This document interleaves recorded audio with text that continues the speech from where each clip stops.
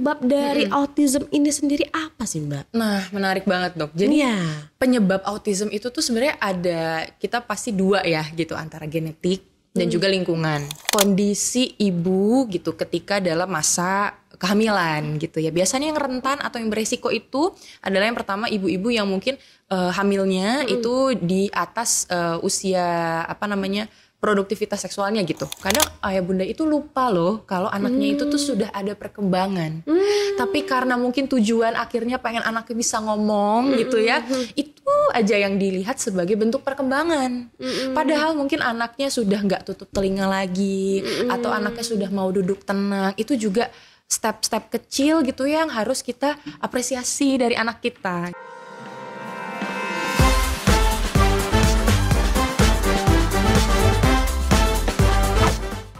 Halo Mbak Sarah. Halo Dokter Agi, apa kabar? Alhamdulillah baik. Mbak Sarah gimana? Kabar baik, alhamdulillah. Oke, nah hari ini sahabat Safira, kita di podcast Rumah Sakit Safira hari ini bakalan bahas tentang autism. Wah, oke. Menarik banget nih, Dok. Menarik, pasti menarik karena memang akhir-akhir ini kita lagi, ibu-ibu ini lagi pada concern. Oh, oke, iya ya. Tentang autism, Mbak. Iya. Nah, jadi sahabat Safira, hari ini kita udah ada narasumber di podcast kita, yaitu Mbak Sarah Aurelia Saragi, SPSI, MPSI psikolog. Iya, waduh, panjang nih ya. Gelarnya aja udah panjang nih, Mbak. Iya ya. Jadi kita memang itu narasumbernya mantep-mantep nih di podcast kita ya, Mbak ya. Iya. Oke, jadi Mbak, dalam rangka World Autism Awareness Day tahun 2024. Iya. Jadi kita mau ngebahas tentang autism. Oke, Dok. Jadi memang mungkin buat sahabat Safira mungkin udah pada sering ya dengar tentang autism. Tapi sebenarnya kita mungkin belum tahu apa sih autism, apa sih gejalanya, apakah bisa diobatin. Mungkin saatnya nih kita mau sharing-sharing ya, Mbak. Boleh, boleh banget, Dok. Oke, Mbak. Nah, Mbak Sarah. Iya, Dok. Mungkin ini aku pengen tanya, sebenarnya penyebab dari autism ini sendiri apa sih, Mbak? Nah, menarik banget, Dok. Jadi penyebab autism itu tuh sebenarnya ada, kita pasti dua ya gitu, antara genetik dan juga lingkungan gitu. Mungkin kalau genetik itu biasanya berhubungan dengan kondisi ibu gitu ketika dalam masa kehamilan gitu ya. Biasanya yang rentan atau yang beresiko itu adalah yang pertama ibu-ibu yang mungkin hamilnya itu di atas usia produktivitas seksualnya gitu. Jadi misalnya di atas usia 32 tahun gitu ya. Itu tuh beresiko sebenarnya. Apakah menjadi penyebab belum tentu ya, ayah bunda gitu ya. Nah, lalu yang kedua, itu biasanya ibu-ibu yang ketika hamil itu stres tinggi. Stres tinggi gitu ya, atau mungkin setelah hamil itu postpartum depression gitu ya. Terus habis itu ketika hamil mungkin gizinya kurang terpenuhi gitu ya, gizi yang baiknya kurang terpenuhi gitu. Tapi biasanya yang paling rentan adalah ibu-ibu yang punya tingkat stres yang cukup tinggi gitu. Nah, ternyata berpengaruh ya. Berpengaruh riwayat banget. Kehamilan ibunya, betul. Nah, lalu yang ketiga bisa juga jika ada anggota keluarga yang punya riwayat gangguan perkembangan lainnya gitu. Nah, itu biasanya menjadi salah satu faktor genetik juga gitu, Dok. Nah, kalau faktor lingkungan gitu ya. Nah, ini kalau di lingkungan pertama kurang stimulasi, terutama di usia 0 sampai 3 tahun. Jadi ayah bunda bermain gadget itu sangat tidak dianjurkan gitu ya. Tidak menjadi penyebab autism tidak, tapi meningkatkan resiko. Iya, meningkatkan resiko. Jadi anak umur 0 sampai 3 tahun itu ya, di penelitian baru, jika diberikan gadget lebih dari 15 menit, itu kan anak tidak ada interaksi, apalagi tidak ada interaksi sama sekali ya gitu dengan orang luar. Dia sibuk aja dengan dunianya sendiri. Itu menghambat pertama perkembangan bahasanya. Jika terus menerus dan tidak diintervensi, mungkin akan meningkatkan resiko menjadi gangguan perkembangan autism spektrum. Gitu, Dok. Jadi kita memang kalau untuk gadget ini harus hati-hati. Betul harus hati-hati ya, Mbak ya. Iya, harus hati-hati sekali. Nah, kalau misalnya mungkin selama yang beberapa Mbak temuin nih, Mbak, kalau ada orang tua udah dikasih tahu anaknya ke arah autism, biasanya gimana nih, Mbak? Apakah langsung menerima atau ada penolakan atau gitu, gimana, Mbak? lebih sering itu pasti penolakan ya dok. Tapi wajar sekali ya. Wajar ya dok ya, karena ya itu adalah berita yang apa ya, besar banget buat orang tua ya dok ya. Karena kan harapan setiap orang tua adalah anaknya bertumbuh dan berkembang dengan baik ya gitu.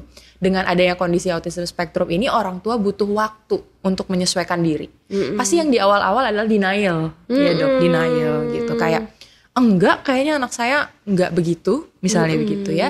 Apakah itu salah? Enggak juga dok gitu. Dan kita pun di ruang konsultasi pasti kadang orang tua itu denial karena mungkin pertama tidak ada informasi yang akurat mungkin ya tentang perkembangan anaknya dok gitu. Orang tuanya clueless, jadi pasti cemas. Jadi denial itu kan akarnya yang pertama ya cemas gitu ya, cemas gitu. Karena ya tadi ya, nanti anak saya gimana, bisa makan sendiri nggak gitu, atau bisa mandi sendiri nggak ya nanti dia.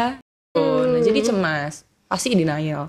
Dan memang kalau dengan orang tua yang memiliki anak gangguan perkembangan apapun itu gitu ya, dan terutama autism spektrum, itu orang tua adalah bagian dari intervensi kami juga sebagai psikolog dok gitu. Karena kita harus memberikan support kepada orang tuanya. Caranya dengan apa? Biasanya pasti kita follow up setiap bulan. Gimana ayah bunda gitu ya anaknya gitu. Sudah ada perkembangan apa? Iya, sudah ada perkembangan apa gitu. Kadang ayah bunda itu lupa loh kalau anaknya itu tuh sudah ada perkembangan.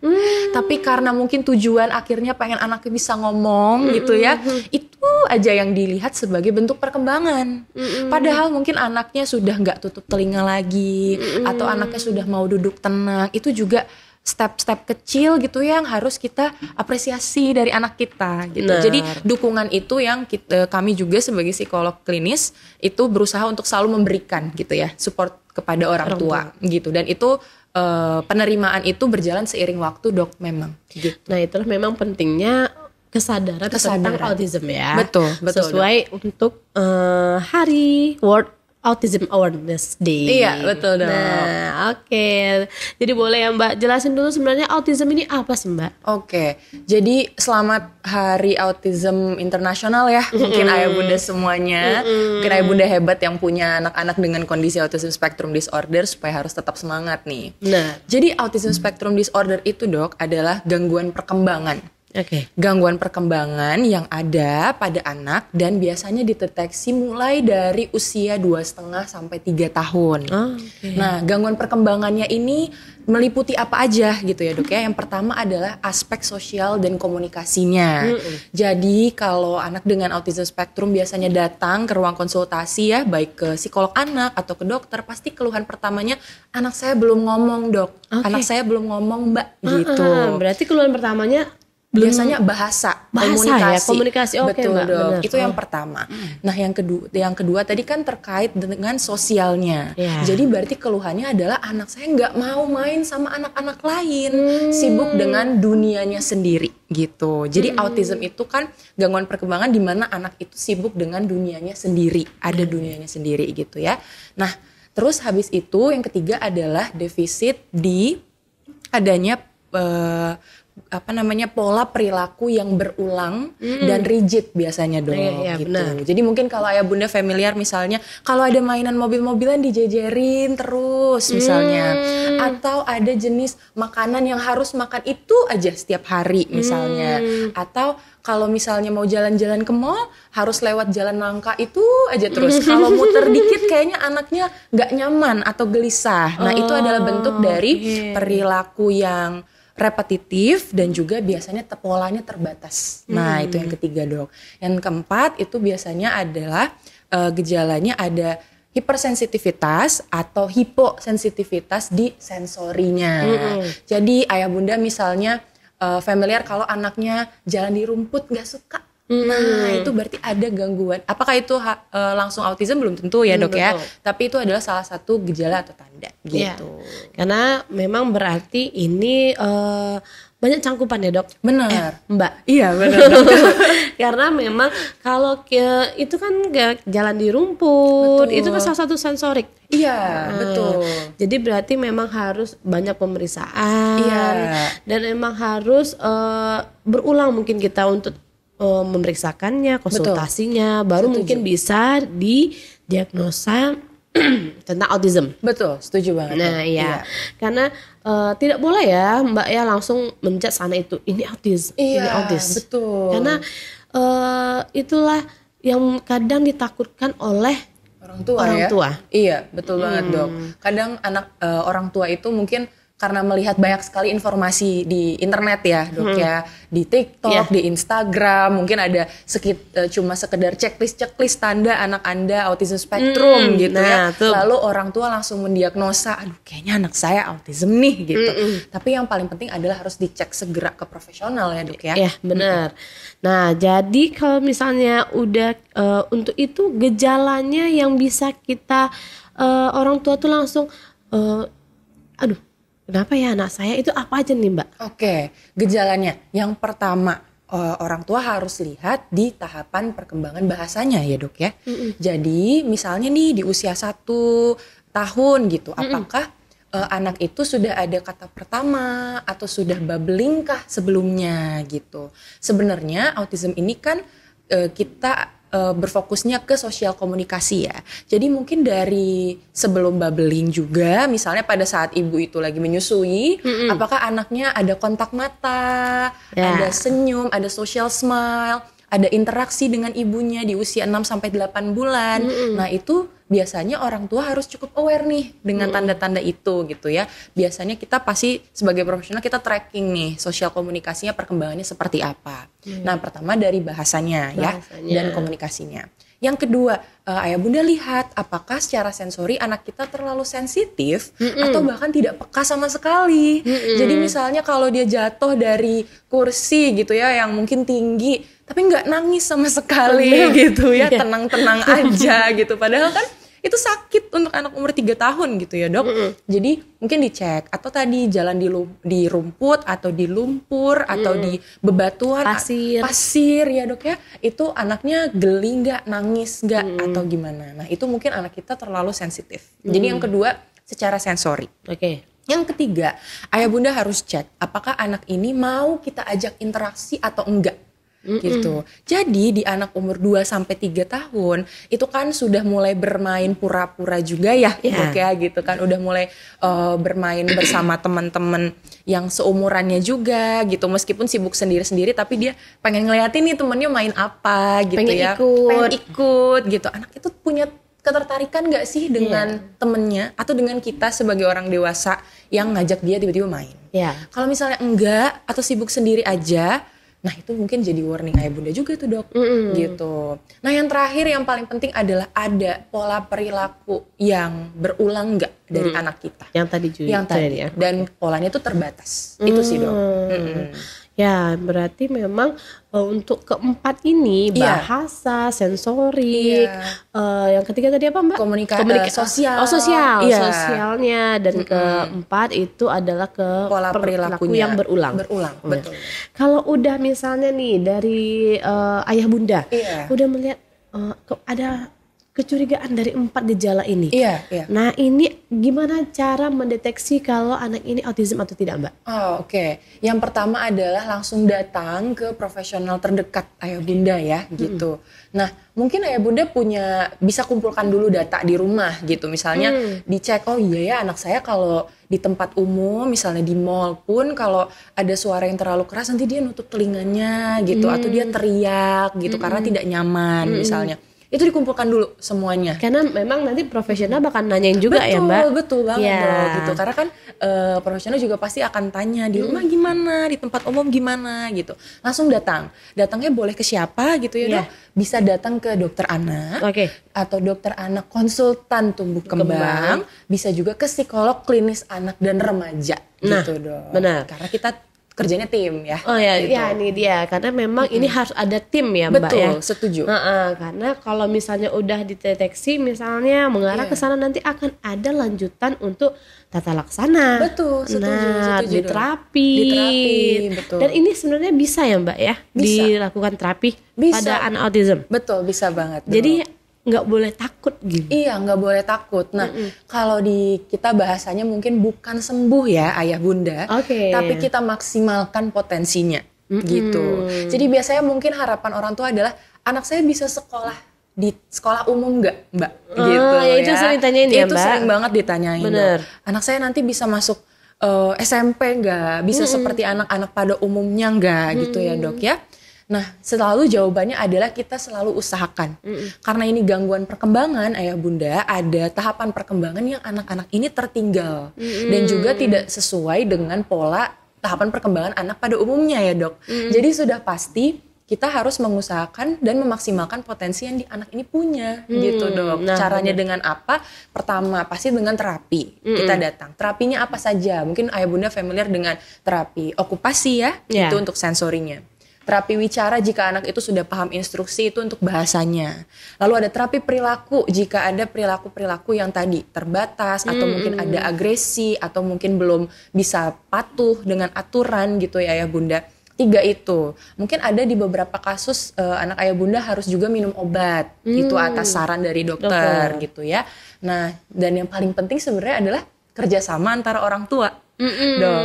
Karena anak jika kita titipkan saja ke tempat terapi hanya 45-60 menit, tapi sisa di rumahnya tidak kita stimulasi, mungkin perkembangannya tidak akan berkembang pesat dok. Gitu. Jadi harus ada sinergi nih antara orang tua, kita profesional gitu ya, dan juga terapis gitu dok. Ya. Jadi memang kalau untuk terapi sebenarnya di rumah itulah Harus. terapi yang terbaik Betul, juga ya Mbak setuju, ya. dok. Iya. Jadi orang tua juga harus belajar. Betul. Karena memang untuk autism ini spesial. Spesial sekali. Dan ini bukan masalah yang harus ditakuti. Betul. Dan memang ayah bunda harus memang memeriksakan anaknya ke ahlinya. Benar Nanti dok. kita pasti akan memberikan untuk yang terbaik, memberikan potensi anak ini kembali lagi gitu ya, atau bisa lebih baik ya. Iya, Bahasanya betul. tadi ya Mbak ya. Iya, betul dong. Terus nih Mbak, kalau kita misalnya mungkin orang tua udah mungkin yang tadi ya bisa diterapi. Nah kalau untuk terapi ini akan terus menerus nggak Mbak? Terus menerus dok. Terus menerus ya. Seumur hidup. Iya, jadi anak-anak dengan semua gangguan perkembangan itu pasti kondisinya seumur hidup akan dimiliki. Tapi di setiap tahapan perkembangannya itu ada tugas-tugas yang harus dilakukan. Misalnya, kalau di anak umur 1-3 tahun, fokus utamanya adalah menemukan fungsi bahasanya dulu. Nah, nanti dia di umur 3-7 tahun, fokusnya adalah kita langsung ke tahapan dia masuk sekolah, persiapan masuk sekolah. Nanti 7-12 tahun itu sudah persiapan mulai pre-teens ya, gitu. Nah, bagaimana anak ini beradaptasi di dalam lingkungan sekolah. Gitu.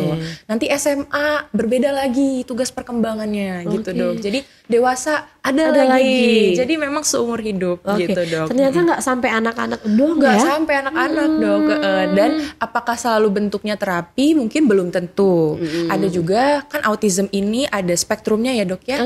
Ada mild yang ringan, ada yang sedang, ada yang berat. Ya itu dibedakan dengan dibedakan dengan seberapa besar support yang harus diberikan gitu. Jadi misalnya kalau untuk kasus yang sedang dengan berat gitu, itu biasanya anak-anak ini harus selalu didampingi oleh caregiver misalnya. Tapi kalau yang ringan, dia hanya butuh mungkin terapi sampai usia 10 tahun mungkin gitu. Tapi nanti ketika sudah mau masuk ke remaja, tinggal diberikan mungkin latihan aja. Ada yang kita sebut namanya social training. Training untuk dia bisa beradaptasi secara sosial dengan teman-temannya gitu. Jadi nanti pas dewasa pun ya sudah kita hanya berikan gimana ya caranya supaya aku bisa berteman misalnya gitu. Gimana ya caranya paham kalau orang itu ngomong menyindir atau tidak. Karena kan anak-anak dengan autism spektrum itu kesulitan untuk baca cues-cues sosial gitu dok. Atau ekspresi wajah gitu kan. Karena harus sangat visual anak-anaknya gitu. Jadi sampai seumur hidup sih dok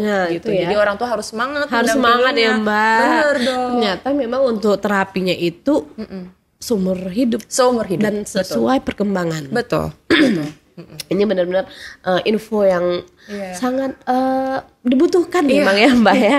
Karena memang banyak seliweran itu secara viral memang banyak info-infonya. Tapi kan kita nggak tahu ini yang mana yang memang harus diambil. Nah ayah bunda dengan adanya Mbak Sarah nih hari ini podcast kita mungkin bisa lebih terbuka ya Mbak ya pikiran dan ilmunya lebih sampai. Iya, semoga ya dok.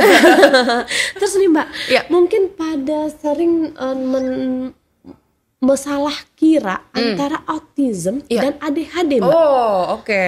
Nah, anak saya mungkin pada sering ya, anak saya ADHD. Iya. Ya. Nah, sebenarnya ada perbedaan apa antara autism dengan ADHD, Mbak? Oh, perbedaannya jelas terlihat gitu ya, Dok ya, dari perilaku hiperaktif dan impulsivitas anaknya. Jadi sebenarnya autism dengan ADHD itu sama-sama dalam payung gangguan perkembangan gitu.